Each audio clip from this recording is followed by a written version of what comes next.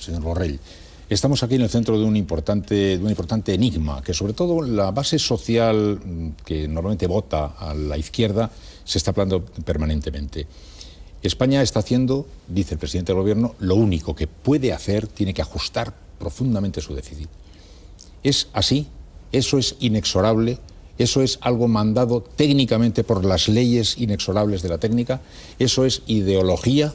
¿Podría un gobierno dentro de la Unión Europea actuar de una manera diferente? Bueno, no estamos hablando de la dinámica de los astros, ¿no?, que están movidos por leyes inalienables de la mecánica, ¿no? Estamos hablando de ciencias humanas y, una vez más, de relaciones de fuerza y de poder. Y el punto que se podría uno preguntar cómo habíamos llegado hasta allí, pero eso es historia pasada. Llegados al punto donde habíamos llegado con un déficit que rondaba el 12% y la enorme desconfianza instalada en los mercados hacia los países del sur, contaminados por el virus griego, el gobierno español no tenía más remedio que dar pruebas a los mercados financieros de voluntad de reducción del déficit. Había agotado, por así decirlo, su capacidad de hacer política con el déficit. Pero hay que recordar que el déficit español es muy distinto del griego. En Grecia, en mi opinión, en Grecia el déficit produjo la crisis, mientras que en España ha sido la crisis la que ha producido el déficit. Nuestro déficit es consecuencia del parón brutal de la actividad económica, es sobre todo consecuencia de la caída de los ingresos. El aumento del gasto ha servido para poner un paracaídas en la crisis, un colchón, un airbag, que bien nos ha venido, por cierto.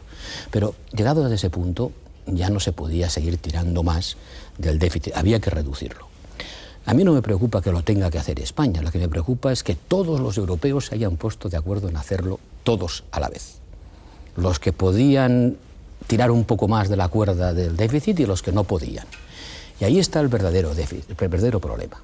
El problema recesivo, el problema de que todos cortando los déficits a la vez muy aprisa pueden provocar una depresión en la economía que haga más difícil la recuperación. En todo caso serían otros países los que hubieran podido plantearse, sí, dadas España, las circunstancias, nosotros España, no tenemos Alemania, mucha opción. Sí. Pero sabe Alemania que, sí. Exacto, Alemania sí. A los pocos días de anunciar esa difícil decisión, ese fuerte viraje, nos castigaron los mercados porque nos decían que no íbamos a poder crecer.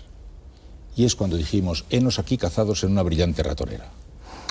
Estamos en una situación difícil donde disparan desde los dos lados. Si yo le pido dinero a usted y usted me lo tiene que prestar, se preguntará primero una cosa: ¿cuánto dinero quiere usted? Y cuanto más le pida, más difícil me lo va a poner.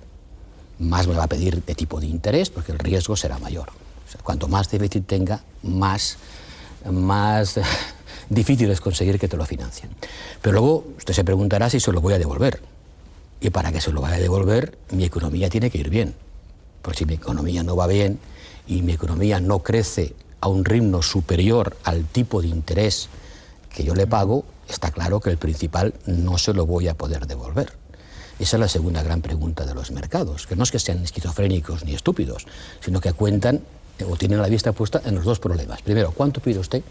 Segundo, ¿lo va usted a devolver? ¿Le pide usted demasiado? Baje el déficit. Segundo, para que me lo devuelva, crezca. El problema es que hay una contradicción a corto término entre reducciones aceleradas, simultáneas de todos, del déficit, y la posibilidad de crecimiento. Y ahí es donde los mercados son a veces contradictorios en sus exigencias. Y por eso digo una vez más que la política europea, tal como la hemos definido, a mí, y no solo a mí, a mucha gente le preocupa, porque puede hacer más difícil la recuperación económica en el medio plazo. ¿Está marcando el paso a Alemania en nombre de sus intereses y arrastrándonos, por tanto, a los demás? Alemania, como todos los países, juegan a sus intereses. No, una vez más, estamos en un mundo dominado por relaciones de fuerza y de poder. Lo que pasa es que creo que Alemania, en este caso concreto, no entiende demasiado bien sus intereses, y perdón por ponerme en profesor de los alemanes que no lo necesitan. Pero Alemania obtiene prácticamente 2/3 partes de su superávit comercial, lo obtiene en la zona euro. Si nosotros, los países de la zona euro, no le compramos, sus posibilidades de exportar disminuyen, y para que le podamos comprar, tenemos que si Alemania adopta una política recesiva, importará menos y nosotros también importaremos menos de allí. O sea, es un juego de suma negativa. Una visión menos germanocéntrica hubiese debido inducir una política más expansionista por parte de aquellos países europeos que lo pueden hacer. Mire, Estados Unidos lo está haciendo. Y hay un debate intelectual extraordinariamente importante entre los dos lados del Atlántico. Los americanos diciéndonos a los europeos que nos equivocamos al adoptar esa política tan restrictiva y nosotros diciéndoles que se equivocan ellos porque no van a poder digerir su déficit. Ya. Bueno, entonces digamos que estamos metidos en ese interesante callejón sin salida, pero además no está en una situación sin salida, no. Sin salida. Bueno, ¿por dónde se sale? De mañana pasado, por ninguna parte. O sea, hemos de ser conscientes de lo malo y de lo bueno de nuestra situación. Lo malo, colectivamente hemos tomado decisiones equivocadas. Como país, como economía, hemos invertido mucho en productos que no se venden. Tenemos 2 millones de casas que nadie quiere comprar.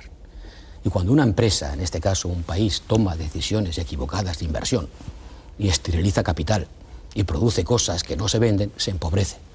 Y nosotros colectivamente nos hemos empobrecido. Colectivamente, unos más que otros. Pero el país, la economía española en su conjunto, ha estado cabalgando sobre una dinámica económica equivocada. Algunos lo habíamos dicho y, sin embargo, nadie corrigió el tiro. Y, sin embargo, ahora tenemos que pagar las consecuencias de eso. ¿Y cabe alguna alternativa que no sea diferirlo a 15 o 20 años para que nos pueda ayudar como una locomotora a salir actuando, digamos, de locomotora del crecimiento? Desgraciadamente no creo que haya soluciones milagrosas. Y eso habría que decirlo. Es decir, la economía española tenía un motor de crecimiento que se ha parado. No era normal que España invirtiese en vivienda el doble en términos del PIB que la media de los países europeos. No era normal que nuestro empleo en el sector de la construcción fuera el doble que la media de los países europeos. Tampoco era normal que los ciudadanos españoles nos hubiéramos endeudado de una manera tal que la deuda privada, que parecía no ser a considerar, resulta que crecía y crecía. España, Reino Unido, Irlanda y Estados Unidos son los países cigarra. Son los países que han vivido muy por encima de sus posibilidades. Nuestro problema de endeudamiento, diga lo que se diga, no es del sector público. Nuestro problema de endeudamiento es del sector privado, empresas y familias, que han incurrido, gracias a los bajos tipos de interés propiciados por el euro, a una escalada del endeudamiento que no tenía razón económica. Hace un momento, yo lo estaba siguiendo, me ha dicho sí hay salida, cuando he dicho no hay salida, sí hay salida. Y estoy esperando a que me sugiera por dónde. Pues lo que el gobierno viene diciendo, que es buscar otro modelo productivo, que no esté basado en el cemento, que no esté basado en el pelotazo, en el beneficio a corto plazo, en compro el terreno hoy a 10 y mañana lo vendo a 20. Pero que en todo caso eso no podrá hacerse sino muy despacio y con mucho tiempo por delante. A los finlandeses les costó 10 años pasar de producir pasta de papel a producir teléfonos móviles. 10 años de mucha inversión pública, de un esfuerzo gigantesco en educación, gigantesco, y de unas presiones fiscales altas para mantener a la sociedad cohesionada. Y lo han conseguido, pero no sin pasar por un periodo, como ve, largo de reconversión. Y nosotros tendremos que pasar también, no sé si por 10 años, espero que por menos, por un periodo de reconversión de nuestras estructuras productivas, poniendo el énfasis en educación, investigación, innovación, energías renovables, todo lo que sea mirar hacia el futuro.